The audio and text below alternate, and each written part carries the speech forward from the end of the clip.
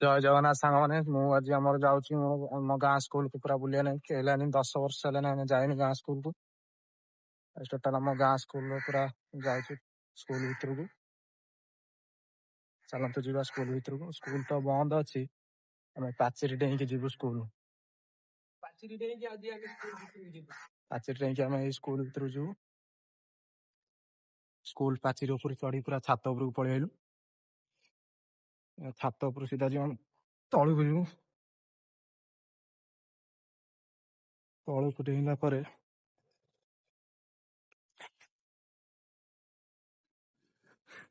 ସିଧା ପୁରା ତଳକୁ କହିଲୁ ଆମର କ୍ଲାସ ରୁମ ଟା ପୁରା ଦେଖିପାରୁଥିବେ ସେଠୁ ପୁରା ଛାତକୁ ଛାତ ଡେଉଁଛି। ଏଟା ଏବେ ନୂଆ ହେଇଛି ରୋଷେଇ ଘରଟା। ଏଟା ଏବେ ସବୁ ସ୍କୁଲ ତ ବହୁତ ପୁରା ଚେଞ୍ଜ ହେଇଗଲାଣି, 5T ସ୍କୁଲ ହେଇଗଲାଣି। ଏଇଠି ଆମର ଆଗେ ରୋଷେଇ ଘର ଥିଲା। ଏଇଟା ଆମର ପ୍ରଥମଠୁ ତୃତୀୟ କି ଚତୁର୍ଥ ଯାଏଁ ପଢୁଥିଲୁ। ଆଉ ଏଇଟା ଆମର ପଞ୍ଚମ ଷଷ୍ଠ ଘର ଥିଲା। ଏଇଟା ଆମ ସ୍କୁଲ ପୁରା ଅଫିସ ଘର।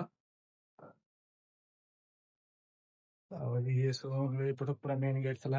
ପଛପଟେ ମେନ୍ ଗେଟ୍ ଆମର ସ୍କୁଲ ମେନ୍ ଗେଟ୍। ଏଟା ଆମର ଅଷ୍ଟମ ଶ୍ରେଣୀ କ୍ଲାସ ରୁମ୍ ଟା।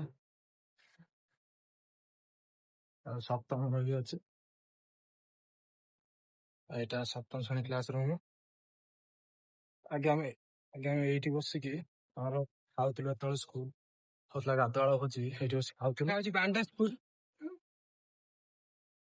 ଆଉ ଇଏ ଲାଟ୍ରିନ୍ ବାଥରୁମ ନୂଆ ଏବେ ହେଇଛି, ସବୁ ହେଇଗଲାଣି 2 ବର୍ଷ ହେଲାଣି ସବୁ ନୂଆ ରୁମ୍। ଏଇଠି ଆଗେ ପଛପଟେ ଏଇ ଯୋଉ ବିଲ୍ଡିଂ ଟା ଅଛି, ଏ ବିଲ୍ଡିଂ ଆଗେ ବଡ ଆଜବେଷ୍ଟ ଥିଲା, ଆଜବେଷ୍ଟ ଘର ଥିଲା, ସେଇଥିରେ ଆମେ ବସି ପଢୁଥିଲୁ। ଏଇଟା ଆମର ପୁରୁଣା ଟ୍ୟୁବଲ ପାଖକୁ ଯାଉଛୁ। ଏଇଟା ଆମର ପୁରୁଣା ଟ୍ୟୁବଲ ପୁରା। ଆମ ସ୍କୁଲ ଟା ପୁରା ଭଲ ଥିଲା, ଏବେ ପୁରା ଛୋଟିଆ ସ୍କୁଲ ଭଳିଆ ଲାଗୁଛି ଆଇଲା ବେଳକୁ ସ୍କୁଲ ଭିତରକୁ।